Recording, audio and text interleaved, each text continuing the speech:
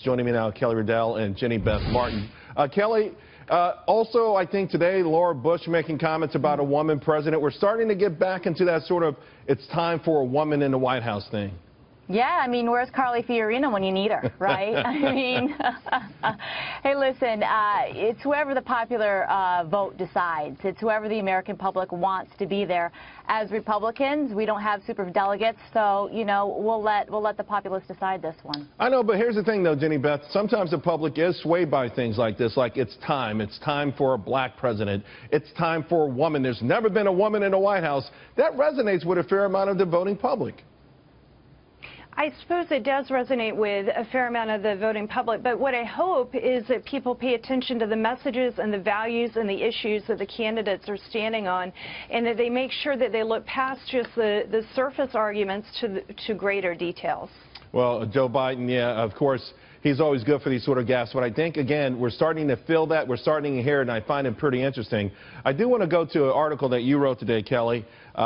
You wrote that the vitriol toward Donald Trump makes it easier for Hillary Clinton to make it into the White House. You want to explain further?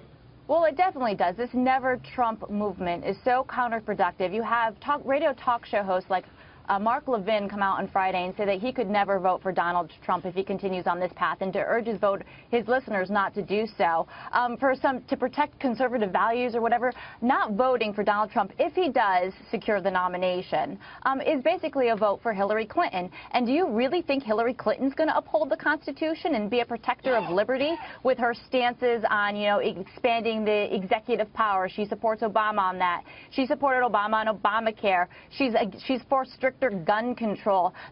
Immigration, she doesn't want to deport anyone, practically. Right. So do you really, and not to mention, she could be serving her first term, you know, from a jail cell. I mean, do you really want Hillary Clinton as president? I'll pose this question to Jenny Beth. Jenny Beth, your speech at CPAC, many say that's the reason Donald Trump didn't attend.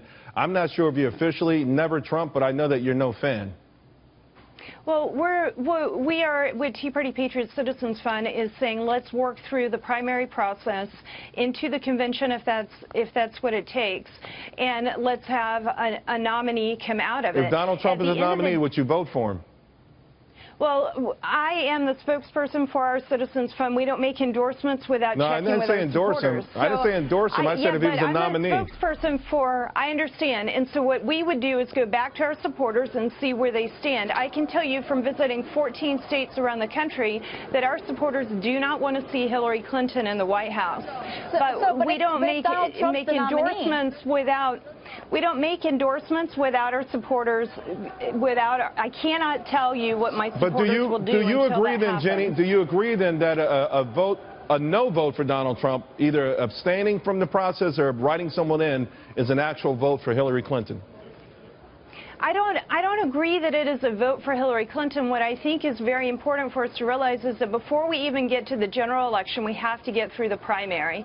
And we still have many weeks to go in this primary process, and there are a lot of arguments to be made as to who should be the nominee. And that's where our efforts are focused. Kelly, a last word to you since you wrote the piece. Well, it sounds like Jenny Beth's hoping for like a white horse scenario here. And as Republicans, if we don't want to see our party divided, we need to go with what the popular vote tells us. Yeah, I think it's already divided, but maybe there'll be some healing as well. Thanks a lot, ladies. Really appreciate it.